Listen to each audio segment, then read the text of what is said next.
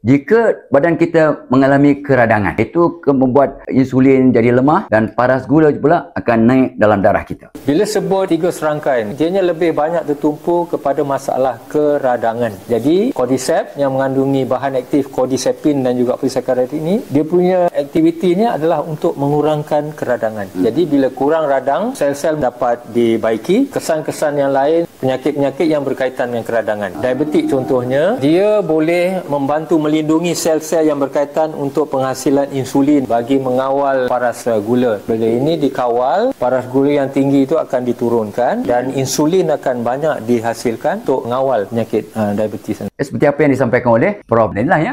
Bila badan kita ni banyak keradangan, maka insulin tu tak dapat berfungsi dengan cekap untuk mengawal paras gula dalam darah. Masalah gula dalam darah ni bukan sebab makan manis mata-mata, tapi sebab insulin yang dah tak kuat macam dulu. Maklum ya, faktor umur. Tok Abah pun dulu pelik ya. Makan sama je, tapi gula naik pula. Rupanya dalam badan kita tu ada masalah keradangan. Itu yang buat insulin jadi lemah, gula tak dapat masuk sel dan akhirnya gula duduk dalam darah. Jadi bila Prof terangkan tadi tentang Cordyceps militaris, baru kita faham. Jadi bila kita ambil Cordyceps militaris ni, insyaAllah ya, dia akan membantu bertindak melawan keradangan dalam badan kita ni. Bila keradangan dah mula susut, barulah kita rasa badan kita rasa ringan. Sebab hormon insulin dah meningkat dan gula pun lebih stabil. Dalam Cordyceps ni sebenarnya terdapat bahan aktif yang terdiri daripada Cordyceps militaris dan juga vitamin C. Dia akan membantu melawan keradangan serta membantu hormon insulin kita untuk bekerja dengan lebih cekap seperti dululah. Alhamdulillah ya. Selama Tok Abah amalkan Cordyceps ni, Tok Abah memang suka musangking. Jadi kalau musangking, tarik kurang manis tu, kuih ketayap memang lajulah. Tapi biarlah berpada-pada. Seloknya amalkan Cordyceps ni tak kurang dari 2 bulan. Tinggalkan insulin, kawal paras gula, dapatkan Cordyceps dengan segera, insya-Allah akan membantu.